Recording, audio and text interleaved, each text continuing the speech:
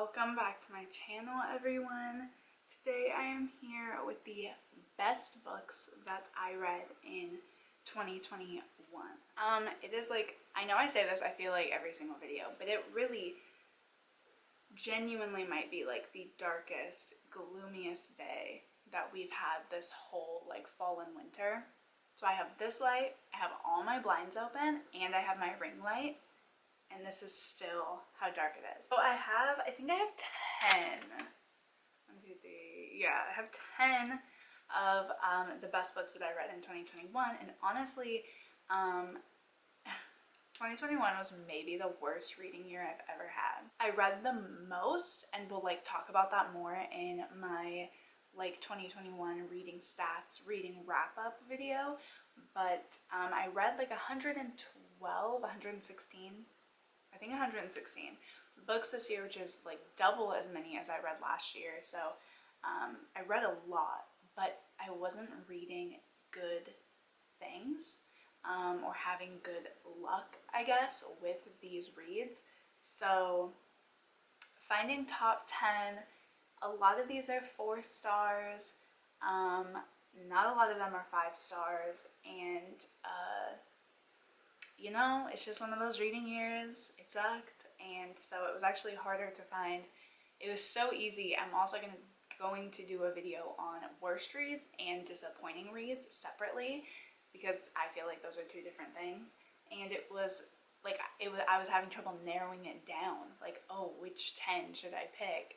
And for the best of, I was like starting to look at even like 3 stars, because I was like, oh my god, I can't even find 10. Let's just get into my top books that I read in 2021. So because I read these so long ago, like some of these even last January, I'm going to be referencing my laptop and my reviews a lot. So just so you know, if I'm like reading off of anything, or it looks like I'm reading off of anything, it's because I am. So the first one is, of course, stunning Dowry of Blood by S.T. Gibson, which I read last February.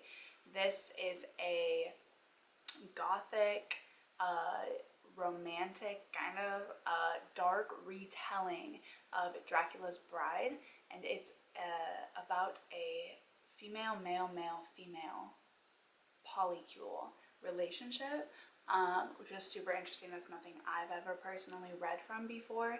So just amazing, straight from the jump. Just this concept is amazing, but then the way that it's executed is just stunning. Like, the writing is so lyrical, like every single sentence, every single page, it was just like, I just wanted to highlight everything, I wanted to annotate everything, I wanted to like get tattoos of all these quotes. They're like so stunning. And just, I mean, S.T. Gibson, I haven't read any more of their work. I actually have one of their books on my January TBR because it's really wintry themed, and I really wanted to give them another go, because I had read Dowry of Blood, but then I haven't read anything or any of their backlist. So I'm picking up Robber Girl in January, so we'll see how I feel about that. But this was amazing. Definitely a top one of the year. This was the first one that came to mind. This was just a stunning book, really and truly. It was just so beautiful, and it really covers some deeper topics, like abusive relationships in the form of, you know, manipulation and emotional abuse, which I feel like is not talked about or covered as often in literature. So it was just great to see a really strong woman get herself out of a really dark relationship. So yeah, I loved it, and I could not recommend it enough, really. Then I have 8 Perfect Murders by Peter Swanson, which also, he has a book on my worst reads of 2021. So Peter Swanson really was all over the place for me this year. But 8 Perfect Murders, wait, I own this book. Hold on. Totally forgot that I picked this one up this year. Found this at a thrift store for like 99 cents, I think. So, yep, it also has my, one of my most disappointed reads of the year on the back. So, I want to reread this one. I read it on audio, and I want to reread it physically, because I gave it 5 stars. I'm like raving about it in this review, talking about how excited I am for every value break. I loved it. I clearly loved it. I gave it 5 stars. It was my first full 5 stars of the year, oddly enough. Dowry of Blood, I actually only gave like 4.5 because I had some character development issues that I personally like couldn't see past, but when I reread that one, we'll see how I feel. I tend to give books 5 stars on rereads because I think I find just so much more comfort in them on rereads. So we'll see how I feel about that on my second read, because I definitely want to pick it up again. But this was my first 5 star of the year, my first full 5 star of the year. But what's weird is, thinking back, I remember most of like A Dowry of Blood, for example. I don't remember like anything about this. So I really need to reread it, because I remember being like really shocked. I remember being really surprised. I remember loving the writing style and just finding it so intriguing. But like I can't think of the plot. I can't think of the twist. Like I don't remember the twist. I don't remember what happens, which is kind of crazy because I feel like I'm gonna get to reread this all over again for like the first time, because I have no memory of how this went. But it was my first 5 star of the year and one of my only full 5 stars of the year. So need to pick this up again. Definitely read it physically this time because I think it'll stick better that way. And we'll see how I feel about it upon reread. But this was my first 5 star of the year, and I really loved it. Then I read The Castle School for Troubled Girls by Alyssa B. Scheinmel, which I think I gave 4.5 stars. Yeah, 4.5 stars, but I did round up just for representation's sake. There were some issues with pacing and whatnot, and pacing issues, and this book was definitely marketed wrong and tagged incorrectly on Goodreads. It was marked as a thriller, and this is in no possible way thriller. So I went into it expecting a thriller because that's what it's targeted as, and even kind of how the synopsis made it seem like it was going to be, but it is not at all. It's a very hard-hitting contemporary YA story. So I don't know why it was marked as thriller, but it definitely caused me, and I know a lot of other people too, because I looked at other reviews after I read it. It definitely caused some issues because I was like expecting this thriller, and I was like, "Ooh, when's the thriller gonna happen?" And then it's just like made me cry instead. So, yeah, those were definitely my 2 issues. But I decided to round up just because this has such amazing mental health representation that I definitely wanted to give it the praise that I felt like it deserved, and wanted to recommend it and get it out there, because I felt like it's very underrated. It's not discussed about at all. I feel like I haven't seen it once on BookTube at all. And yeah, so I did round that one up for that reason. There was something about the writing style and the representation and just everything that made me just connect with it so much, and it's on such a deep level. And it didn't feel like YA to me. It was written more honestly like maybe a new adult. It felt really, the writing style felt really mature. The things that our MC was going through just felt more mature, and the way she handled them was, I felt like, in a really mature way. And so I feel like maybe I was able to connect with her on those levels, whereas normally with YA I can't as much. So I really recommend this one a lot. I feel like it's definitely underrated and it needs more hype for sure. Alyssa B. Scheinmel did write another book that I know got a lot of hype. I think it's called like The Girl. I'm trying to look it up right now. What Kind of Girl? It's the one, I believe, where they're like in high school and her boyfriend abuses her, and then people like don't believe her or something because he's popular or something like that. I've actually not read it. It's not one that I would ever pick up, but that one I know is really popular. I think it has, it's actually not that popular. It only has 2,000 ratings on Goodreads, so it's not even that popular, I guess, but I feel like I've seen it around a lot. But yeah, The Castle School, really great. Not a thriller, not a thriller at all, but I do really, it's still marked as thriller. It's marked by more people as a thriller now than it was before.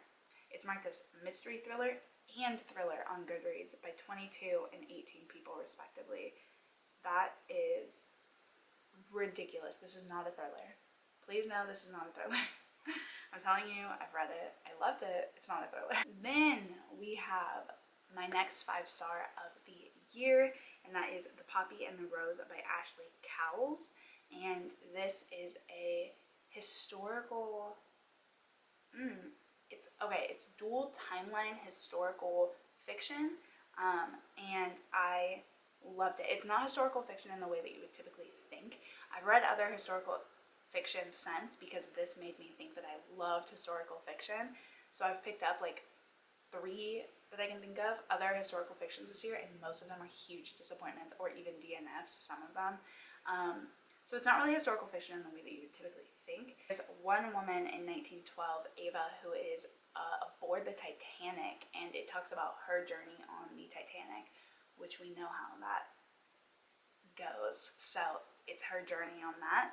And then we are also in 2012, or 2010, sorry, so 98 years later, with Taylor Romano, who arrives in Oxford and for a journalism program, and she all of a sudden like lands, and this guy is like, oh, come with us, you're invited for tea with this really famous lady, and then she gets to try to know like how she's connected to that lady. You know what I'm saying? So really, really interesting. I'm not good at explaining book plots at all, even while reading the synopsis. So definitely just go check it out for yourself on Goodreads, or Storygraph, or whatever. But it's amazing. I picked this up because I really was drawn to the cover, and I just felt like trying something different. I was kind of in a reading slump, and so I was like, oh, I'll just try something kind of random. And I ended up loving it, clearly. It's just the way it was written, and the characters and the plot. I was just so intrigued, and I was really trying to figure out, you know, how are all these people connected? And this was almost more like a thriller to me than the last one. Like, I was really intrigued trying to figure out how all these people were, you know, interconnected, and what was going to happen, because obviously with the Titanic, like, we know how that ends, so I was really kind of, you know, had that in my head the whole time, and it was just, again, a story that was really, really told so lyrically. You know, the writing was just so lyrical and so beautiful and poetic, and yeah, this was definitely a favorite. I highly recommend. And another one that I feel like is so underrated, I have not seen a single other person talk about this, so definitely recommend this one. Then I read The Kiss Quotient by Helen Wong, which I gave 4 stars, 4.5 stars. I really, really love this. Definitely one of my favorite romances of the year, and I don't really have a lot to say about it. I felt like the connection was cute.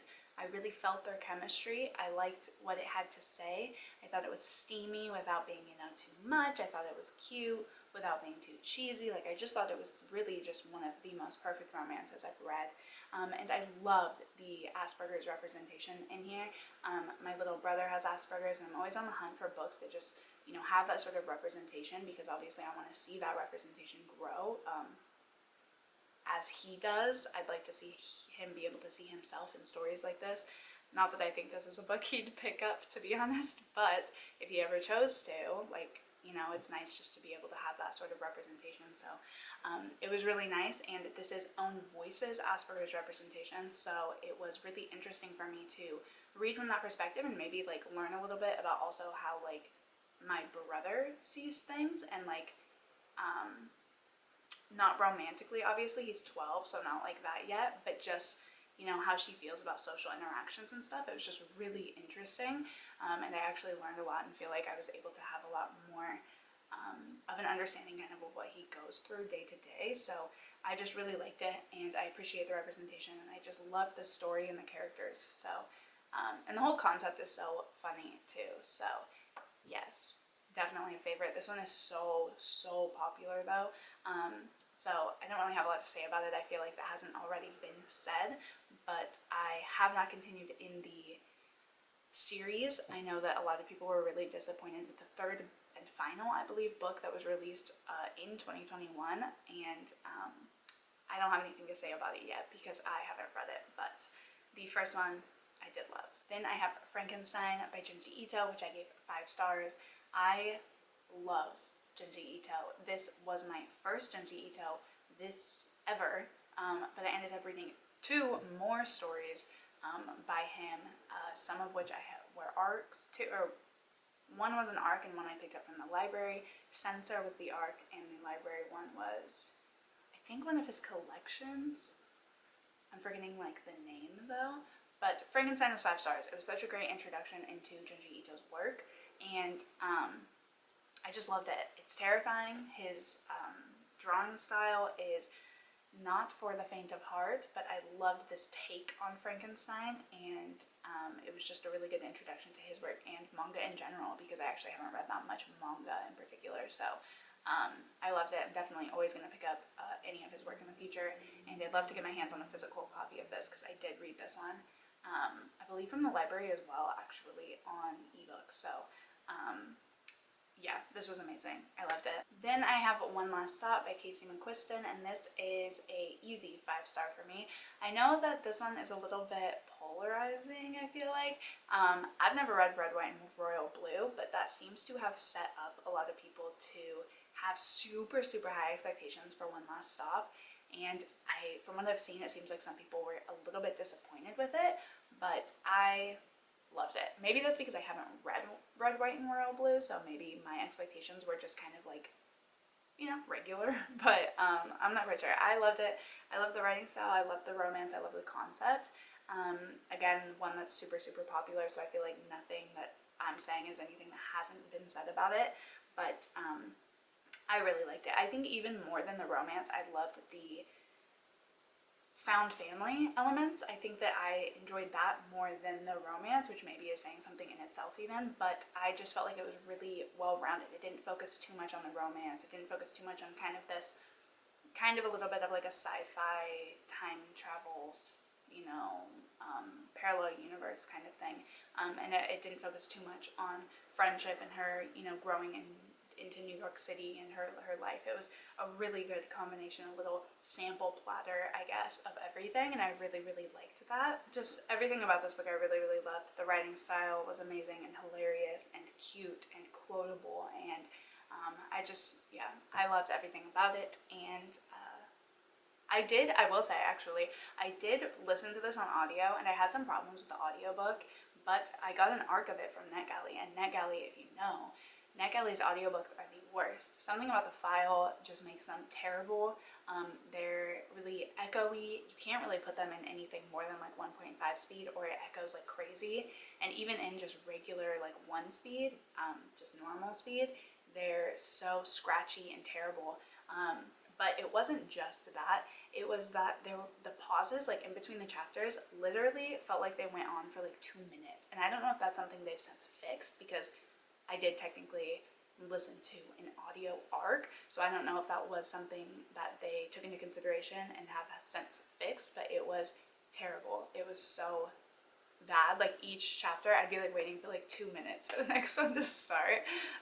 So that's the only thing that I feel like was bad, but that had nothing to do with the book itself. So just keep that in mind. I'm not sure if they fixed it or not, but it was something that really bothered me. Then I have People We Meet on Vacation by Emily Henry, which I adored. I loved this concept of friends who turned into enemies, who then turned into lovers. Like, it literally had almost every type of trope in there, and I really liked it.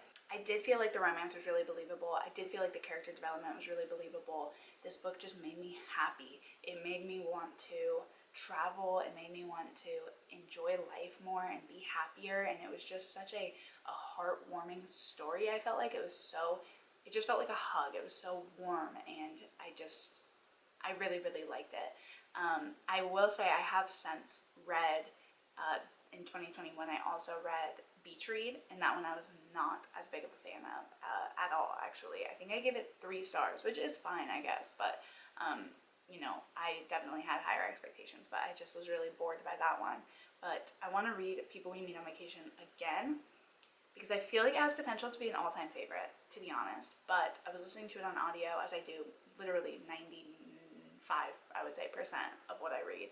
But I was listening to it on audio, and I just feel like I need to read it physically before I can say it's an all-time favorite, you know, so I can like dive a little bit deeper into the text and really see how I feel about it.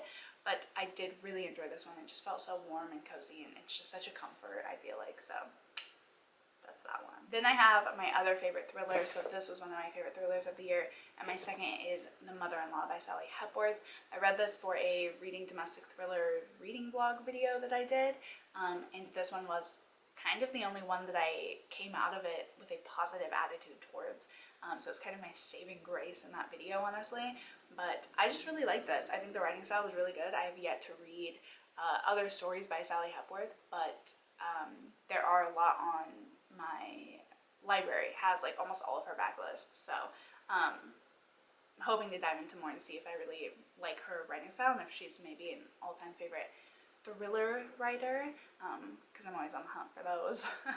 I thought Peter Swanson would be one, but as we'll learn later, he was not. I just really liked the way that it was written, and I think that it covered a lot of different topics.